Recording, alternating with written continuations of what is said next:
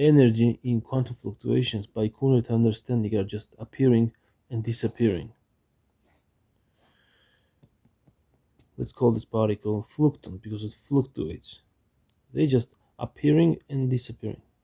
But if you assume that the disappearing particle releases the rays, then you'll have a second picture to deal with, which would be all-side energy gaseous. All-side energy gaseous because fluctons are everywhere, and when they disappear, releasing the rays everywhere. So all-side energy gaseous. And if you apply fluid dynamics to it and say this was a all-side wind gaseous, then eventually you'll have a tornado emerging.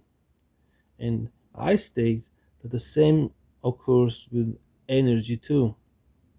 All-side energy gaseous, within all-side energy gaseous, particle is emerging. And the third picture would be going back to the first one. It would be fluctuating particle, fluctuating flucton, emerging hurl of energy. So that fluctuation causes the mayhem causes the fluctuation. But this is prediction. This is nowadays. This is diluted environment where flucton emerges. But in dense initial day, at initial condition, situation would be different. Because in dense initial day, fluctuation would be much tighter, much packed, and closer to each other, so that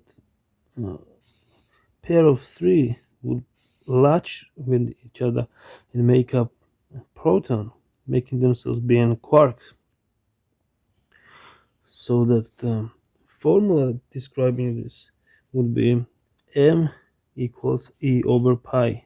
Pi would be a circle, so that the energy led into the circle would amass into being mass, amass into being matter. What I just did is that I explained more than century-old mystery of quantum fluctuations, and I proposed entirely new framework for physics. What I just did is I derived equation from theory explaining genesis and fundamental properties for mass, and I stated that at initial conditions there was only photons, and that quarks are emergent particles, and I explained emergence of them. Before me, quarks were thought to be elementary particles existing at initial conditions. I discovered some truth of the nature, consistency of which swept all current physics, consistency of which explains more mysteries, such as collapse of the wave function, which I will explain right now. Let's paint a different picture of the proton here. And what I discovered is that proton has a terrain. All right. Here's proton. This is hurling energy in it, and the energy hovered over it. This is a energy. This is a wave function, and there is a trenches in terrains. You see here. So if we zoom in a little bit, paint it a little bit larger here.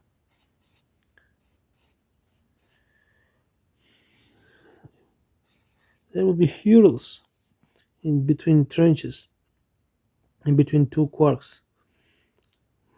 So when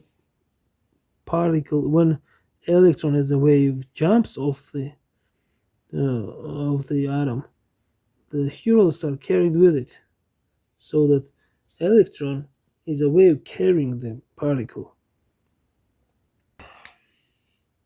All-side energy gaseous, which is dark energy having radiation pressure, would bombard objects in space from all sides perfectly, keeping it still in a cosmic tension, bombarding it.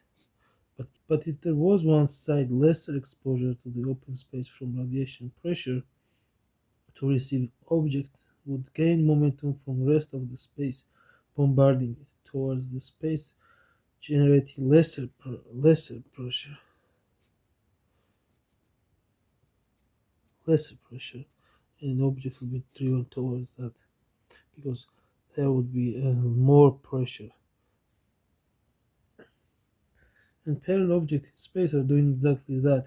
They are creating lesser space for radiation to generate and gaining momentum toward each other.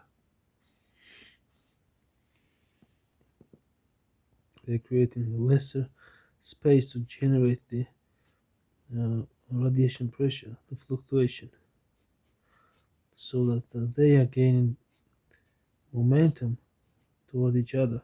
This is explanation for a gravitation, and this is explanation for a Newtonian spooky action in distance. And the person standing on a planet would receive lesser radiation pressure from below and more from above, so the person will be stuck on the planet. Newton says it is attraction. Einstein says it's a bend of a space. And Sortis says it is radiation pressure of dark energy. Dark energy is vacuum energy, and vacuum energy rays are the gravitons.